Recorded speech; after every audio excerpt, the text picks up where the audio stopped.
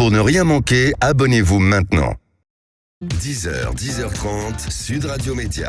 Et on est ravis de vous accueillir pour Sud Radio Média avec Gilles Gansman. Bonjour oui, Gilles. C'est Florian Lafont, il nous a fait le lancement de l'émission. Exactement. Ben voilà, on a tout, on a le sujet du jour parce qu'on va parler effectivement de l'Eurovision. On est à J-2. Mais oui, avec la crème de la crème des journalistes de l'Eurovision. Avec le Nelson, moi j'appelle le Nelson Montfort de la compétition. Fort. Bonjour Fabien Randane. Bonjour. Je ne sais pas si j'ai un aussi bon niveau d'anglais que Nelson Montfort, mais j'essaye. Non, mais c'est une référence. Vous avez dit que, effectivement, Fabien, vous êtes journaliste au service culture du quotidien 20 minutes, mais vous avez dit il y a quelques années que cette Eurovision, c'était les JO de la chanson, ni plus ni moins. Oui, c'est tout à fait ça. Je suis pas le seul à le dire, hein, mais effectivement, je pense que la métaphore, elle s'y prête bien, puisque c'est de la chanson, mais c'est aussi du sport, de l'endurance et du suspense. Ah, c'est bien. Et ça passionne les foules. C'est toujours un grand moment de télévision aussi. Ça marche bien en audience, malgré certaines voix qui disent que ça marche pas. Alors ça marche très bien depuis des années sur France 2. Et puis on verra que ce concours, c'est vraiment modernisé et que aujourd'hui on a des petits clips vidéo et puis il y a toujours des personnages. Moi je crois que c'est un des événements modernes et non pas ringard. Je pense qu'il faut enlever cette expression en disant que c'est kitsch. L'Eurovision elle est plus du tout kitsch, elle est vraiment d'une grande modernité. Je sais pas si vous êtes d'accord avec ça, Fabien. Je suis tout à fait d'accord. C'est effectivement une grosse production, c'est du spectacle, c'est vraiment une source de créativité inépuisable. Allez, on va revenir longuement sur cette Eurovision 2023 avec vous, Fabien Randane. Vous êtes en direct avec nous depuis justement Liverpool, où vous suivez la compétition pour le quotidien 20 minutes. Mais nous, on va faire notre zapping du jour.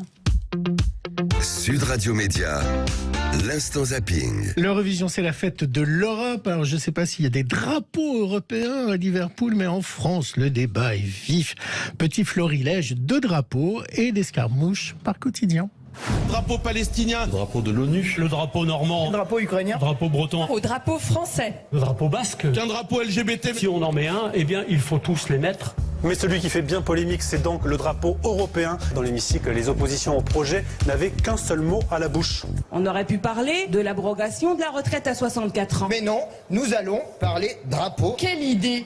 Quelle idée! Et votre proposition est une tentative de diversion pitoyable. Vous méprisez le peuple français. Est-ce urgent? Est-ce utile? Je crois que la réponse est déjà connue. Non. Il y a le drapeau européen dans les bâtisses de l'Eurovision. Alors, je ne crois pas l'avoir vu, mais je ne crois pas qu'il soit interdit non plus. Dans une interview choc à Télérama, Adèle Haenel, la comédienne, vous savez, qui a quitté les Césars au moment de la victoire de Roman Polanski, a décidé de quitter également le monde du cinéma pour dénoncer la complaisance vis-à-vis des agressions sexuelles. La ministre de la Culture, Rima Abdul-Malak, qui était hier dans cet avou, elle a réagi aux propos de Adèle Haenel. Je trouve ça totalement exagéré, radical. Après, moi, je respecte son choix. C'est une femme libre. Elle a décidé d'arrêter. C'est son choix. Mais le milieu du cinéma s'est énormément transformé ces dernières années. Il y a eu des grandes prises de conscience depuis MeToo. Nous-mêmes, le ministère de la Culture, on a mis par exemple une conditionnalité à une formation contre les violences sexuelles et sexistes pour obtenir une subvention. On a mis en place un bonus parité. Si une équipe sur un film, sur un tournage est paritaire, ils ont plus d'aide du CNC que s'ils ne le sont pas, etc. Vous avez couvert dans 20 minutes ce départ d'Adèle Haenel? Oui, on a traité l'info, bien sûr, voilà, évidemment, comme dirait Lazare. Mais oui, effectivement, on l'a couvert et c'est une sorte de coup de tonnerre dans le cinéma. C'est une prise de position assez forte. Oui, vous en pensez quoi, vous? Est-ce que on fait pas parfois des films pour des raisons politiques? On peut le faire parce qu'on aime bien être comédienne. Oui, mais si on fait des films avec un entourage ou avec des acteurs traités avec complaisance lorsqu'ils dépassent les bornes, on l'a vu, hein, il y a un très gros acteur français qui, là, pour l'instant, semble intouchable malgré les révélations encore de Mediapart. Donc là, c'est son choix. Elle arrête le cinéma et en arrêtant le cinéma, elle fait et en l'annonçant ainsi, elle fait une prise de position politique.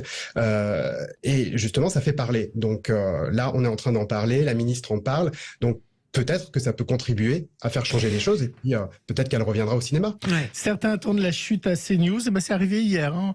Alors, j'ai dit à CNews, hein, pas de CNews. Vous allez voir pourquoi. La chute à CNews, c'est celle de Gauthier Lebray. Vous savez, c'est leur journaliste politique. Il était hors antenne, mais le bruit a été assez fort pour faire paniquer le présentateur. CNews, il est 8h30. Voilà, Gauthier Lebray qui est tombé en arrivant sur le plateau. Il se relève, tout va bien. Visiblement, tout va bien. J'ai eu peur, mais ça va. C'est le direct, ça va? Je suis pas marqué. Non, vous n'êtes pas marqué, mais j'ai eu peur. Tombé et j'ai eu un peu peur. Alors si samedi une chanteuse tombe, est-ce qu'elle a le droit de recommencer? Quel est le règlement quand il se passe un incident? Est-ce que la personne peut refaire sa chanson ou tant pis, c'était son passage et il fallait pas qu'elle tombe? Non, alors tout dépend de la décision que prendra l'UER, l'Union européenne de radio-télévision, qui est l'organisation qui chapeaute l'organisation de l'Eurovision. C'est rarement arrivé. Il y a eu en 2018 la chanteuse britannique qui a été interrompue pendant son tour de chant avec un intrus qui est arrivé sur scène qui lui a pris le micro des mains. Ça a duré 5 secondes comme ça. Après, elle a pu récupérer son micro pour suivre la chanson.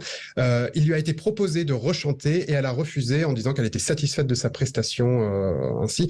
Mais on va dire que c'est très très rare. Il faut vraiment des gros problèmes techniques où il faudrait que en fait la chute soit due non pas à l'artiste elle-même ou lui-même, mais à un élément du décor ou à un caméraman. Voilà. Et sur une chanson, il y avait aussi quelqu'un qui était venu montrer ses fesses. Je sais plus sur qui c'était. Enfin, vous êtes plus spécialiste pour moi que moi. C'était sur une chanson de Jamala. C'était en 2017. C'était en Ukraine. En Ukraine. Et là, elle n'était pas candidate. Elle avait gagné l'année précédente. Elle était revenue chanson avant l'annonce des résultats. Donc là, on va dire que ça n'a pas perturbé les points. Et ce soir, c'est donc la deuxième demi-finale qu'on pourra suivre sur Culture Box. Et puis, il y aura la finale samedi. Mardi, lors de la première demi-finale, la comédienne chanteuse Anna Waddington, qui est une des 3 présentatrices, a parlé en français, car c'est une des 2 langues officielles. Écoutez. Et maintenant, j'ai le plaisir de le faire en français. Il y a 15 candidats, mais seulement 10 places pour la grande finale de samedi. Et aussi tentant que cela puisse être, rappelez-vous que vous ne pouvez pas voter pour votre propre pays, d'accord? You see, Europe, some of us Brits do bother to learn another language.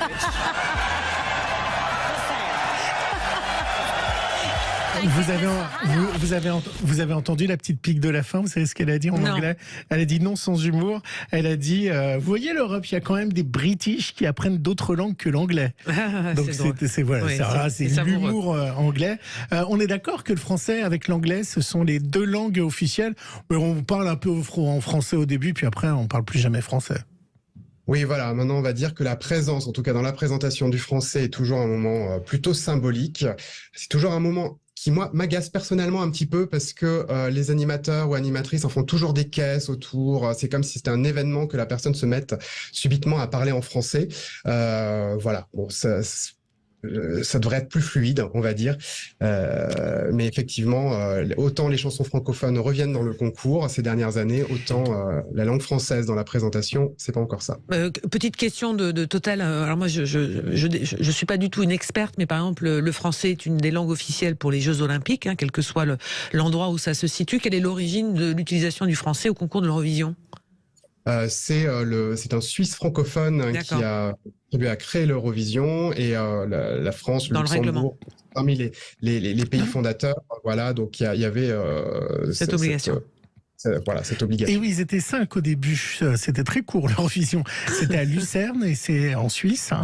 Et c'est comme ça qu'a démarré le premier concours de l'Eurovision. Il n'y avait pas beaucoup de candidats. En noir et blanc. Et maintenant, ils sont tellement qu'ils sont obligés de faire une finale.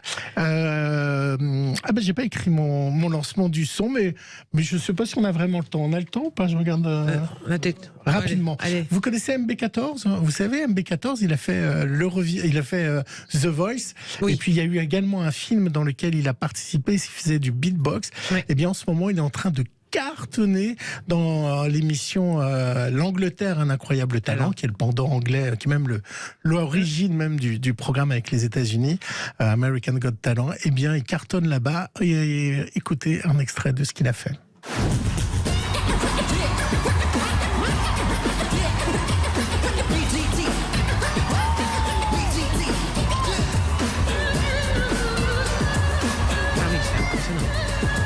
Aucun instrument. Aucun instrument. Il a eu le gold buzzer et donc il va participer à la finale.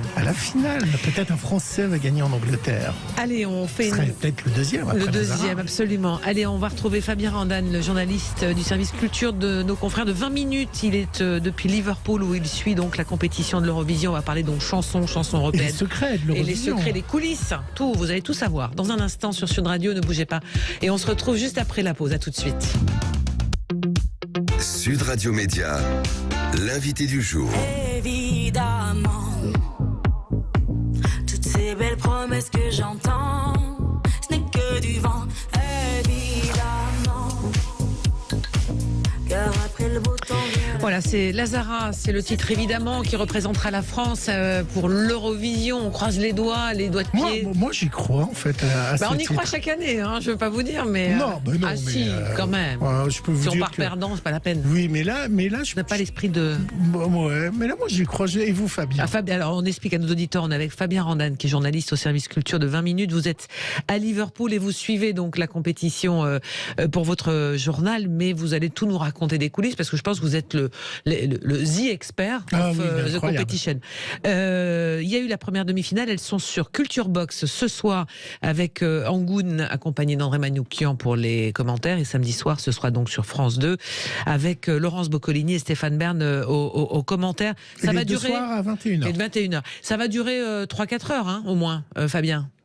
C'est plus court, les demi-finales, ça va se terminer vers 23h30 normalement. Ah, quand même. Oui, parce qu'il n'y a plus le vote des jurys, c'est uniquement, depuis cette année, le vote des personnes qui appellent, c'est le public qui vote à 100%. Sur ça, j'ai ma théorie. Les Français ne sont pas assez mobilisés pour voter pour les candidats français. C'est une théorie qui tient. Mais on ne peut pas voter. Mais pourquoi on ne peut pas voter si on appelle? On ne peut pas voter pour son propre pays. Justement. Ça veut dire, on ne peut pas mobiliser, il n'y a que les autres pays qui peuvent voter, on n'a pas le droit de voter pour son propre pays. Vous êtes très au point au niveau de l'Eurovision, vous êtes comme Valérie Expert. Tout à fait. Donc je vois ça. On ne peut pas voter pour son propre pays, donc les Français n'ont pas à se mobiliser. Non. Une précision, si les Français de l'étranger ont à se mobiliser, puisque les Portugais de France votent pour le Portugal, les Arméniens de France pour l'Arménie, etc. Donc s'il y a des Français de Londres, par exemple, qui écoutent Sud Radio ce matin, et qui se mobilisent samedi pour voter pour la Lazara. Ouais, alors nous, on est reçus en Espagne, on est reçus dans les pays dans le Off the World. Off the World, avec avec notre antenne à Andorre. Oui. Mais voilà, moi, je voulais vous demander, donc, est-ce que vous croyez aux chances, et pour devenir sérieux, à la chanteuse Lazara, et comment vous avez réagi aux propos d'Yves Bigot en disant, de toute façon, France 2 ne veut absolument pas organiser pour des histoires de coûts, parce que ça coûte au bas mot 20 et 30, d'entre 20 et 25 millions. Mais il y a une partie qui est prise par l'UER, enfin c'est pas la chaîne qui paye tout ça. En gros, on est condamné à perdre. On est condamné à perdre parce qu'on veut pas organiser, et puis les chances de Lazara. Voilà, 2 questions en une. Alors, je vais commencer peut-être par la déclaration d'Yves Bigot. J'ai envie de dire que ça n'engage que lui et il est en train de ressasser un espèce de vieux cliché. Et il part du principe que si la France propose une chanson à l'Eurovision, elle est quasiment assurée de gagner. C'est ce qu'il pensait à l'époque quand il voulait proposer en 1999 Emma Chaplin. Il avait dit à Xavier Bouilloux-Beauchamp, qui était le directeur du service public à l'époque, j'ai une chance sur 2 de gagner. Alors ça, c'est une statistique qui n'émane que de lui-même. Je suis pas sûr qu'il ait consulté beaucoup d'autres personnes autour de lui. Et Xavier Bouilloux-Beauchamp lui a répondu oh non, surtout pas. Voilà. Bon, c'était une discussion entre 2 portes. Il en fait j'avais ordre de ne pas gagner.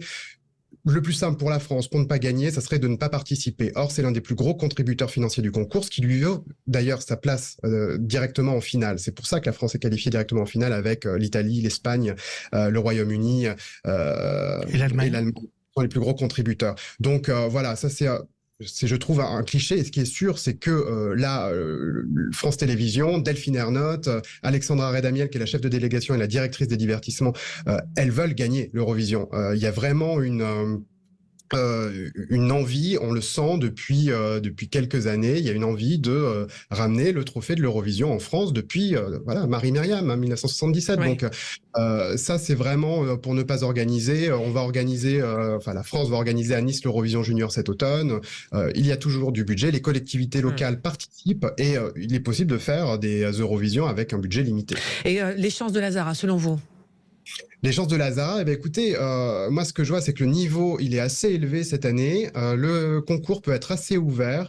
Il y a une forte concurrence puisque la Suédoise Loreen, qui a déjà gagné il y a 11 ans, est présentée comme archi-favorite. C'est l'efficacité suédoise. Elle a la voix, il y a une mise en scène qui pète, on va dire.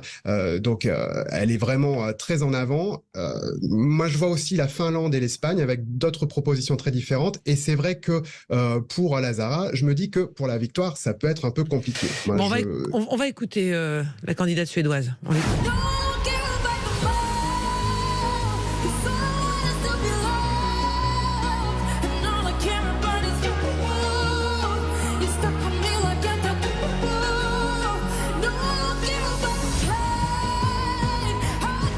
Alors moi j'avais une question par rapport à ça. Toujours pareil, hein, je suis téléspectatrice de base. Qu'est-ce qui fait la singularité entre les différents pays? Parce qu'on a quand même l'impression que c'est un show de variété et que il y a des modes, c'est-à-dire tout le monde suit la même mode, ou pas? Je me trompe quand je dis ça? Un peu, oui. Non, mais il n'y a pas de souci. Hein. On va dire qu'il peut y avoir des cycles et on peut voir un peu chaque année des pays qui essaient de reproduire la recette qui a fonctionné l'année précédente. Et ça, c'est le meilleur moyen pour ne pas gagner. Mais on peut voir qu'il y a quand même, ces dernières années, on est dans un cycle avec un retour des langues nationales à l'Eurovision. Là, il y a une chanson, il y a du lituanien, l'Italie qui chante toujours en italien, le Portugal, etc. Donc il y a quand même une grande variété de propositions. Il y a de la pop suédoise, là, c'est toujours très efficace, comme on vient d'entendre avec Loreen. Mais voilà, il y a l'Espagne, c'est un mélange de flamenco et de musique un peu plus contemporaine. La Croatie présente un groupe punk, donc on est vraiment dans des propositions parfois assez différentes. Il faut se démarquer à l'Eurovision. Moi, je voulais savoir, est-ce que maintenant le vote du public a pris vraiment beaucoup de place? Est-ce qu'il n'y aurait pas des pays qui seraient tentés pour mettre ce qu'on appelle des appels automatiques?